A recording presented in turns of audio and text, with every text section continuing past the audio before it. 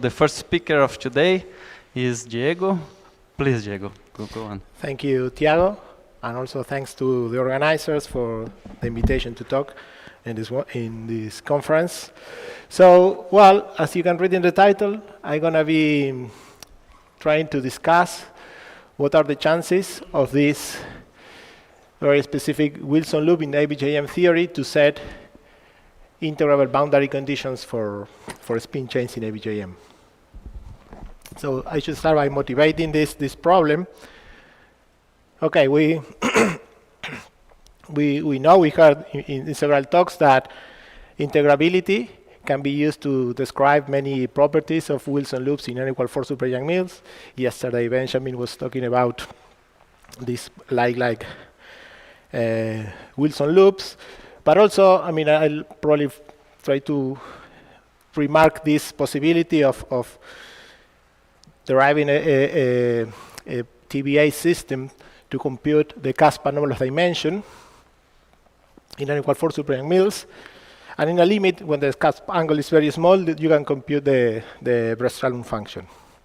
Didina mentioned localizability, but you could also say that localization meets integrability, meaning that there are quantities that can be computed exactly, either using localization or integrability, and the Bressralum function is an example of that. So you could compute the Bressralum function of n=4 super-Young mills using localization or using integrability, and in both cases you get the same ratio of Bessel functions, exactly as a function of the coupling. So, in case we we have the chance to do exactly the same or something similar for ABJM, could be very appealing. Why? Because while ABJM is also have similar integrable structures as n=4 super-Young mills, but all results you obtain from integrability in ABJM and in terms of this interpolating function h of lambda that enters through the dispersion relation of magnons, right? And we know, and this function cannot be fixed by symmetry arguments, and we know from explicit computation that it's a non-trivial function of the coupling. So, of course, it's not that we don't know anything of this function. There is a very nice proposal due to Correa and Ciso or around 10 years ago. But this proposal comes out from comparing some computations using integrability of the slope function, which can be written in terms of some integrands, which are similar to integrands that appear in the matrix model you obtain doing localization. So identifying them, they could make this proposal to implicitly define h as a function of lambda. But we would like to have a more direct derivation of this. And okay, so the Bressralum function is a chance. So in ABJM, we can also compute the Bressralum functions exactly as a function of the Toff coupling. And actually, you can do it either for what you would call a small cusp in the half BPS line or a small cusp in the 1/6 bosonic Wilson line. So if we somehow manage to compute any of these two Bressralum functions using integrability, that could provide a direct derivation of this interpolating function. Okay, a first step towards this direction was taken in this paper with Victor and Martin Lagares, who is a student in La Plata, where we not only show that the half BPS Wilson line sets integral boundary condition, but we also have proposed the boundary TBA system to compute the cusp anomalous dimension in that case. So, but, okay, is it possible to do something similar or to do the same for the bosonic 1/6 BPS Wilson line? Actually, there is not just 1/6 BPS Wilson line. There is a whole family of them. Marcia was telling us yesterday about these Archie flows, which connect, or this interpolating family of Wilson loops that continuously connect the half BPS with the bosonic 1/6 BPS. So, but it turns out that whether this, I mean, this is an intriguing family still, because whether this is Marcia was presenting them as an Archie flow, but that depends on whether you consider the problem at zero framing. But if you do it at framing equal to 1, you might well also interpret it as a marginal deformation. So there is some debate how to interpret this family of Wilson loops. So maybe if we discover integrability all along the line, or for the bosonic, at least we can shed some light on this matter.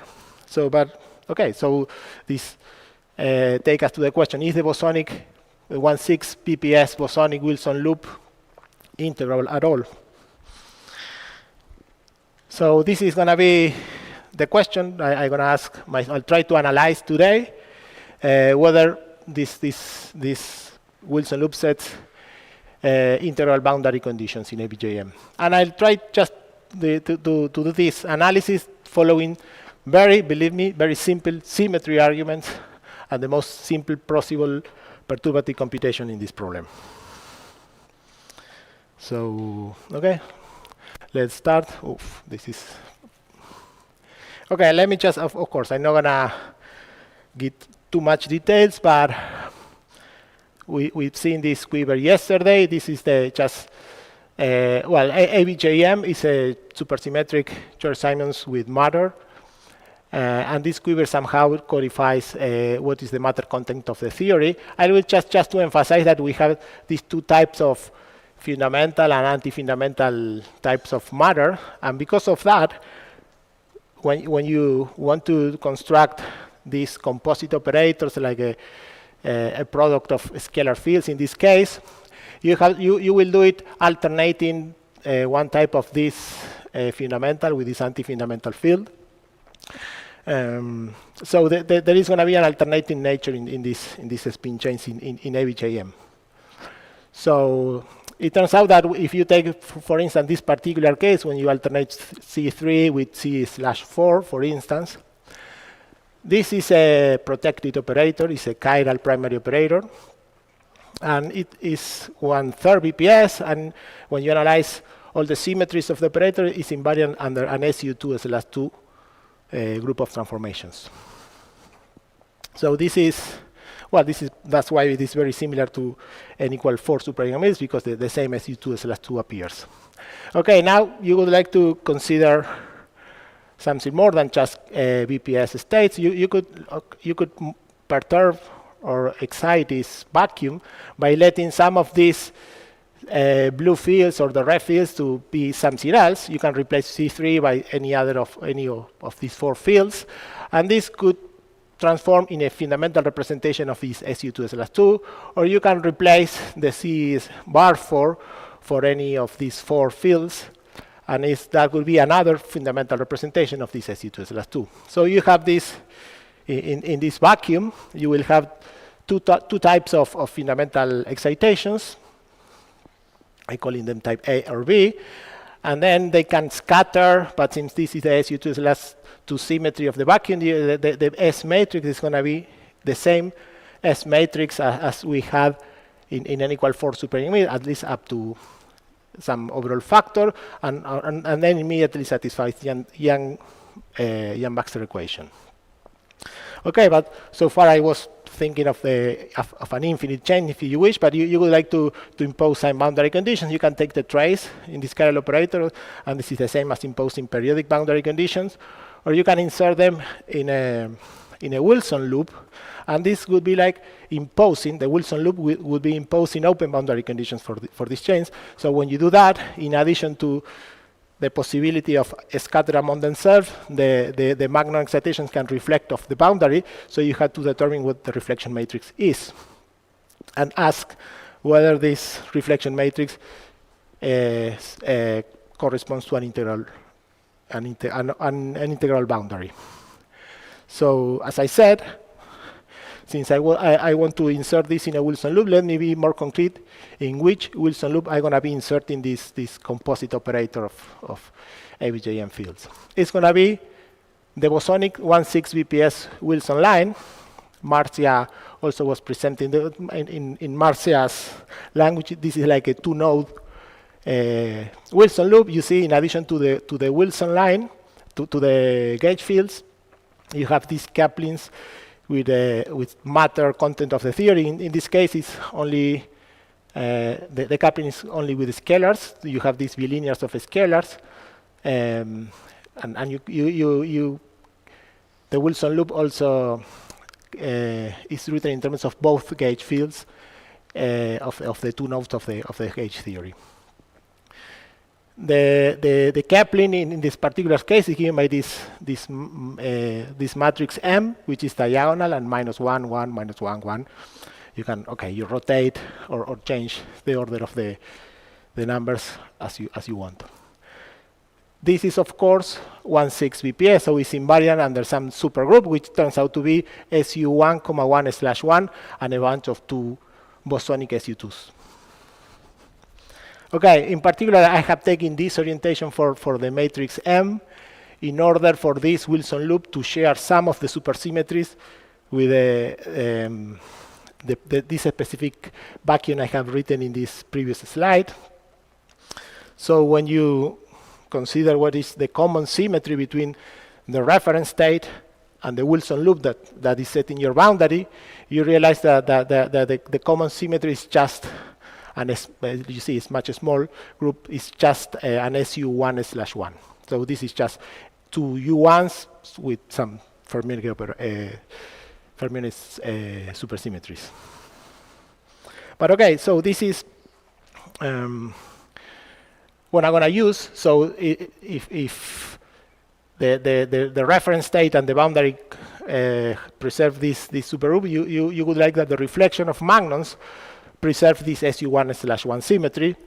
In other words, you want that the reflection matrix that characterizes the reflections commute with all the generators of this SU1/1. So, okay, the reflection matrix is just a map between a magnon of some momentum P into a magnon of momentum -P. I will be considering the reflection matrix for magnons in the fundamental representation, so it's going to be a 4x4 matrix. And then, okay, as I said, I would like to preserve the SU1/1, so I would like that the reflection matrix commute with all the bosonic generators of this group, which is just a two U1s. But this, because you want these U1s to be preserved, this reflection matrix, the only possibility they have is to be exactly diagonal for each of the 4 possible impurities you have in the fundamental representation. You have these 4 factors, R1, R2, R+, R-. But also, you would like to preserve, to be invariant under to preserve the 2 fermionic symmetries you have in the SU1/1, which is out of the 8 you have in SU2/2. You are not going to preserve all of them. Let's say that only Q1 plus and S plus 1 are preserved. When you demand that the reflection matrix also commute with these 2 fermionic generators, this impose further restrictions on the coefficients, and it turns out that you can write R plus in terms of R1 and R minus in terms of R2 in this way. So this is the most general reflection matrix consistent with the preservation of this SU1/1 for the reflection of a fundamental magnon. So, okay, but we wanted, like the question we wanted to ask whether this reflection is integrable or not. So, to answer this question, you have to analyze the boundary Yang-Baxter equation, which analyzes that is imposing that whenever you scatter 2 magnons of the boundary, all possible factorizations of this process are equivalent, and this imposes this condition on the product of reflections and Balke's matrices. It's written here and is depicted by this picture. So in this boundary Yang-Baxter equation, the reflection matrix that enters is the one I have written in the previous slides with those constraints, and the Balke's matrix is nothing but just the usual Weisser's SU2/2 S matrix. So, well, in general, it's not going to be satisfied unless you impose certain relation between R1 and R2. So the question is, what relations do we need to impose between R1 and R2 in order to satisfy this boundary and Baxter equation. So, well, of course, there are many components of this equation because you have to analyze, all possible flavors for these fundamental indices. So there are many components to analyze, but there are some components that are easier and illuminating. For instance, if you consider this particular component, you obtain this very simple relation. It's not immediately obvious because you see, in this case, the ratio is expressed in terms of the argument x2 and this one x1. By the way, x1 and x2 are these spectral parameters that satisfy this constraint. This, I think, Alessandro has written them in his talk also.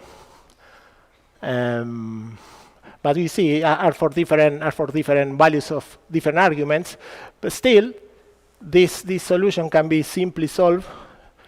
The unique solution to this equation is this simple expression, where R2 is this, the relative factor between R2 and R1 is this simple rational function, where C is an arbitrary constant, and then x plus and x minus. Okay, but we have solved just one component of the boundary and Baxter equation. It turns out that when you analyze all the remaining components, this is not going to be satisfied unless this constant is taken to be infinity, and then this factor becomes just 1 or 0. Yes? So we don't have many chances here. There are essentially only 3 possibilities. Either R1 is equal to R2, or R2 are equal and R1 are equal. R2 is equal to R1 times this minus the exponential of IP.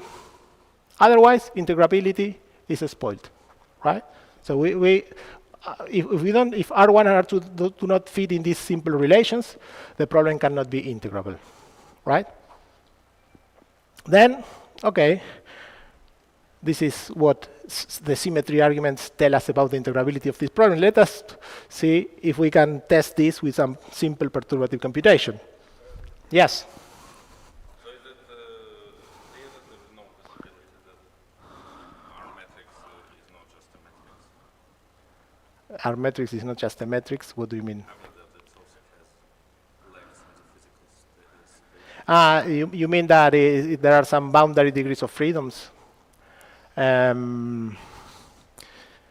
Okay, I guess that you can have, but certainly there is the possibility of a boundary with no degree of freedom, as I will see. Since there are some boundary bound states, there are some poles and some boundary bound states. Eventually, you could have, but then you have to analyze the reflection of each other of a magnon when in the boundary there is like a boundary degree of phi attached. But there is a possibility of that there is no one, and I think this is the reflection matrix for that case. Okay, the perturbative problem we are going to consider is just take the Wilson line, but insert at 2 points along the line an operator and the Hermitian conjugate of it, or they could be different because actually there is going to be a mixing problem. And we will consider like a scalar sector. So this composite operator are going to be just the product of these alternating scalar fields, C bars, in principle any flavors. And as I said, when you compute this expectation value, quantum correction, the different operators could start to mix, and such mix, and this mixing is computed in terms of the Hamiltonian of an open spin chain. Of course, since we already knew that it was a BPS reference state, if we take this insertion to be C3, C4 bar to the power of L or any power, all these perturbative mixing cancels, and there is no anomalous dimension for that case. And moreover, okay, as I said, you have 2 types of impurities. You can have impurities propagating over the red sides or over the blue ones. I'm going to consider just type A impurities, if you wish, the one that propagates over the blue ones, and I will just take that the red fields, that the C bar fields are always C bar 4. I'm not going to consider the type B impurities for the moment. So, okay, let's sketch how the perturbative computation could be. Okay, at tree level, you just contract all fields with free propagators. This is just it's gonna give you like the normalization, but we are interested in perturbative computation, in loop computation. So for instance, for the bulk spin chain interactions, we can have, this is just one diagram and there are many others, but this is like the usual bulk spin chain interaction you have for ABJM. And if it's in this scalar sector, it's going to be just the usual 1 minus the permutation between neighboring sites, and it's going to be order lambda square. But we're interested in boundary terms because we would like to compute the boundary reflection matrix. And when you consider boundary terms, you would like to have like Feynman diagrams that in which the leftmost or the rightmost field of the insertion is in interaction with the Wilson loop somehow. And it turns out that the boundary spin chains interactions start at order lambda, and there are these two possibilities. This one, just because of this epsilon symbol that appears, that enters through the gluon propagator, is vanishing even before doing the integral. But you have this other possibility, which is contracting the leftmost field, scalar field in the insertions, with this product of two scalar fields with the matrix M that comes in the Wilson loop. And then, so you have to integrate these two bosonic propagators, the scalar propagators, that when this T moves between T1 and T2. When you do the integral, I mean, if you do it with dimensional regularization, you get that the result has this 1 over epsilon pole, and as usual, the residue of this 1 over epsilon pole in dimensional regularization computes the anomalous the contribution to the anomalous dimension. So from this, you can see that there is going to be an order lambda boundary term in this spin chain Hamiltonian. So, okay, of course, there are similar terms for the right boundary, and there are also order lambda square boundary terms, which are not going to be analyzing. But, okay, as I said, let's consider this spin chain where the C bars are frozen to be C4s, and then you have, like, in the blue, the C I1, I2 can be anything in principle. You end up with this spin chain Hamiltonian. So you have like the usual boundary bulk interaction terms, 1 minus the permutation, but then you have these boundary terms, and the important novelty is that this is order lambda. Yes, so of course this 3, 4, 3, 4 is a vacuum, and it has vanishing anomalous dimension. I would like now to derive perturbatively what the reflection matrices are, just regarding the right boundary, and I consider like the reflection of the left boundary. So there are two types of impurities I would like to consider, whether this impurity is of a psi1 or C1 or C2. So when the excitation is a C1, this is just there is no boundary term, and then when you write the Magnon eigenstate, which is a superposition of something with momentum minus p with something with momentum p with this factor, in order for this to satisfy to be an eigenstate with the usual eigenvalue, you need that the reflection factor is just this simple exponential. I'm running out of time. 3 minutes. Thank you.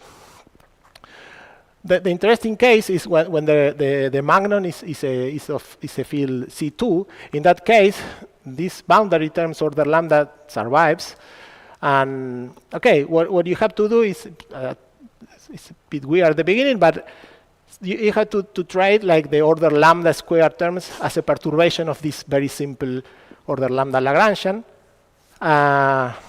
And this is the unperturbed system is stationary, so you have to impose some condition. So for the states in sites 2 or higher, you have to use this momentum basis in order to be able to impose this condition. And so in this case, the reflection matrix enters in this proposal, and these conditions implies that R2 has to be equal to -1, right? So we have computed perturbatively R2, R1 and R2. So let's compare this with what we had obtained with symmetry arguments. So this is what we had seen before. Either they are the same, R2 is equal to minus the exponential phi p R1, or integrability is spoiled. Our perturbative computations gave us that R2 is equal to -1, and it's exactly minus the exponential phi p R1. In principle, plus correction. So but before you get excited, I just state straight away that we needed, I mean, in order for integrability to persist, we need this relation to be exact, or loop exact, I mean. But it is impossible that this relation is going to persist on loop order, because of this simple argument, we have this order lambda eigenvalue when the impurity is of type C2, which is not present when the impurity is of type C1. And the only way of explaining an order lambda eigenvalue when the weak coupling expansion of the dispersion relation is order lambda square is with the presence of a pole in the reflection factor, which has to be for the excitations of types for the flavor C2, but it should not be there for psi1. So the relative factor between R2 and R1 cannot be just an exponential. It has to be a non-trivial function with a pole. This is just some possibility. You see there is a pole when x minus goes to approaches the imaginary unit, which precisely leads to an eigenvalue, an energy order lambda. So anyway, so I think this is, let me just conclude. Unfortunately, the half BPS Wilson loop does not seem to be integrable. You may be asking why on earth I come here to an IGST conference to say this problem is not integrable. Okay, you're right. Why? Yes, but okay. If I was motivated by this problem of deriving the function h of lambda. Okay, this is, at least we learned one lesson. We have to focus on the 1/2 BPS Wilson loop, which is the only one we know is integrable. So we can go on with this project and try to see if we can solve the boundary TVA that computes the Prestralum, derive a quantum spectral curve. I don't know. But also another lesson, maybe we should moderate our optimism when we encounter evidence of integrability of weak coupling and strong coupling. For instance, this is another example. The ordinary Wilson loop in unequal force superunion mills was found to be integrable at leading order at the weak coupling limit, and we know it's integral at strong coupling because it corresponds to replacing Dirichlet by Neumann boundary conditions. Anyway, we had to be careful. The previous example is an example that you have integrability at weak coupling and strong coupling, but in the middle is lost. Anyway, we can also try to play a similar, try to write the most general reflection matrix in this case, consistent with the symmetries. It's not going to be fully fixed, but then we might try to look for the solution of the Yang-Baxter equations to see, and then compare them with some explicit perturbative computations to analyze the integrability of this other problem, which is also very interesting. And I don't know, this is another interesting question. This is, maybe you can classify, by doing a similar analysis, all solutions to the Yang-Baxter boundary Yang-Baxter equation for an SU2/2S matrix, and this is something which is ongoing in collaboration with Soli. Okay, I think this is all what I wanted to say. Thank you very much for your attention. Thanks, Diego, for the talk. You can move to questions.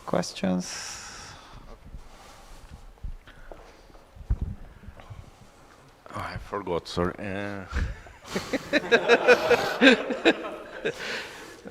much, Caperini. Yes. About this problem or about Yeah, so about one half BPS.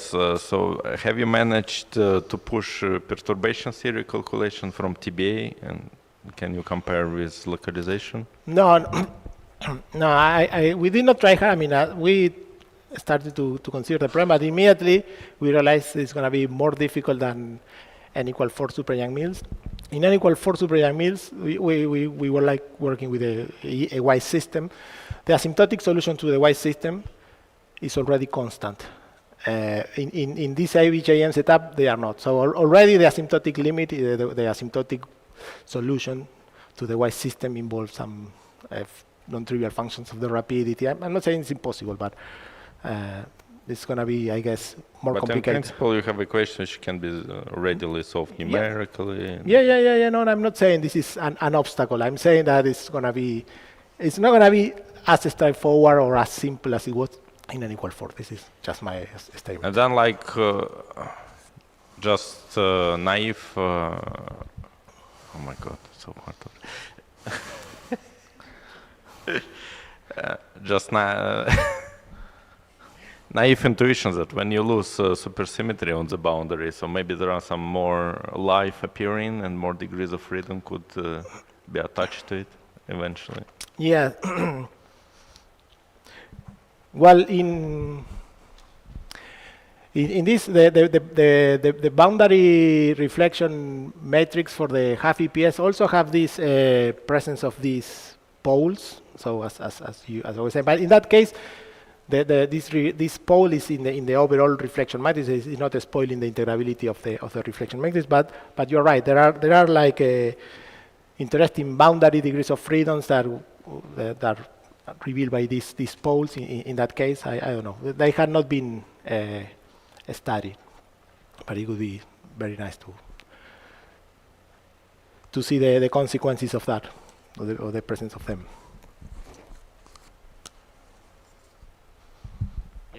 Just a comment, but I guess like people also study the one-point function in the presence of 1/6 BPS Wilson loop in ABJM, and there like whether it's integrable or not is very clear. You just like look at whether parity selection rule is obeyed, and then there like people found that actually there is no parity selection rule for 1/6, but there is for 1/2 BPS operator. Okay, so Wilson that loop, would be it's consistent with consistent with this analysis. Okay, thank you.